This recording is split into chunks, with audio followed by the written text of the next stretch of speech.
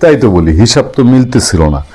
যে আপনার মির্জা ফখরুল ইসলাম সাহেব একদিন বলছেন যে আওয়ামী লীগের গায়ে তিনি ফুলের টোকাও পড়তে দিবেন না, তারপর দিন আবার বলছেন আওয়ামী লীগের মামলা সব তুলে নেবেন।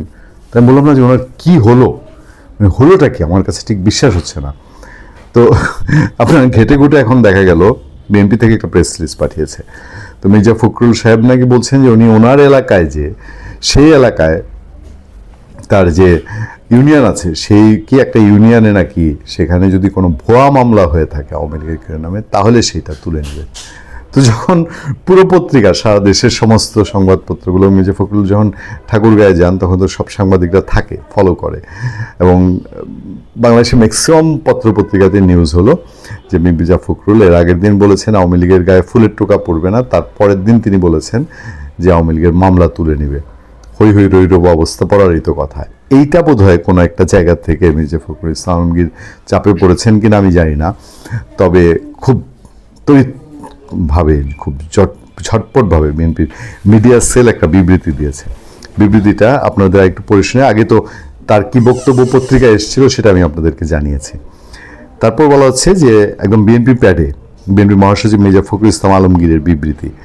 আজ 11 নভেম্বর 2025 বিকেলে ঠাকুরগাঁও জেলাধীন সদর উপজেলার মোহাম্মদপুর শাপলা সরকারি প্রাথমিক বিদ্যালয় মাঠে এক মতবিনিময় সভায় দেয়া আমার একটি বক্তব্যকে ভুলভাবে ব্যাখ্যা করে বিভিন্ন গণমাধ্যমে উপস্থাপন করা হয়েছে, যা অত্যন্ত দুঃখজনক। সবাই মিলে এত বড় ভুলটা কেমনে করলো আমি ঠিক বুঝতেছি না।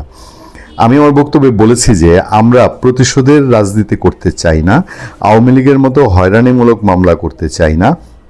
আমি আমার দেয়া বক্তব্যে আরও বলেছি যে এই ইউনিয়নে হয়রানিমূলক কোনো মামলা হলে আমরা তুলে নিব, কিন্তু দেশব্যাপী হয়রানিমূলক মামলা দায়ের কিংবা মামলা তুলে নেওয়ার বিষয়ে আমি কোনো মন্তব্য প্রদান করিনি।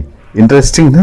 আচ্ছা, দেশের জনগণ ও দলের সকল পর্যায়ের নেতাকর্মীকে গণমাধ্যমে প্রকাশিত ভুল বক্তব্যের বিষয়ে বিভ্রান্ত না হওয়ার জন্য আমি আহ্বান জানাচ্ছি। ঠিক আছে, মোহাম্মদ তাইফুল ইসলাম টিপু, সহদপ্তর সম্পাদক বাংলাদেশ জাতীয়তাবাদী দল, তিনি মির্জা ফখরুল ইসলাম আলমগীরের পক্ষে বিবৃতি দিয়েছেন।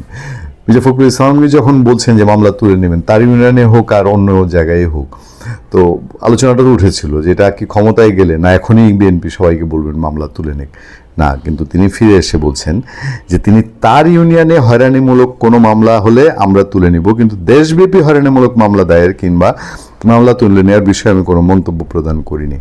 ইন্টারেস্টিং না? ইন্টারেস্টিং কেন? হয়রানিমূলক মামলা তো হয়রানিমূলকই, এটা ওনার ইউনিয়নে হোক আর সারা দেশেই হোক। তো উনি এটা ওন করতে পারেন না যে বাংলাদেশে আর হয়রানিমূলক মামলা যেখানে হয়েছে না হয়েছে সেগুলো মানুষ হয়রানি হতে থাকুক, সেটা আওয়ামী লীগ হোক, সাধারণ মানুষ হোক। আওয়ামী লীগের নামে সাধারণ মানুষও তো হয়রানি হয়েছে। তো উনি হয়রানিমূলক বক্তব্যে মামলার বিরুদ্ধে একজন জাতীয় ব্যক্তিত্ব হিসাবে উনি তার স্ট্যান্ড নেবেন না? এবং বিএনপির মতো একটা দল যে কোনো এই হয়রানিমূলক মামলাগুলো যদি হয়ে থাকে তো এই সরকার করেছে, বিএনপি সরকার তো করেনি। তো উনি তো বলতে পারতেন যে আমার নেতাকর্মী যদি হয়রানিমূলক মামলা করে থাকে সারা দেশেই, সেগুলো আমরা তুলে নিব।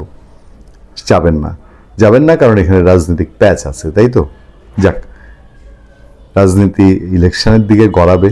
ইলেকশন ফেব্রুয়ারিতে কিনা তো আপনারা ভালো জানেন। যখনই হোক ইলেকশন গড়াবে, আর এইসব নানান রকম খেলাধুলা আরও চলতেই থাকবে।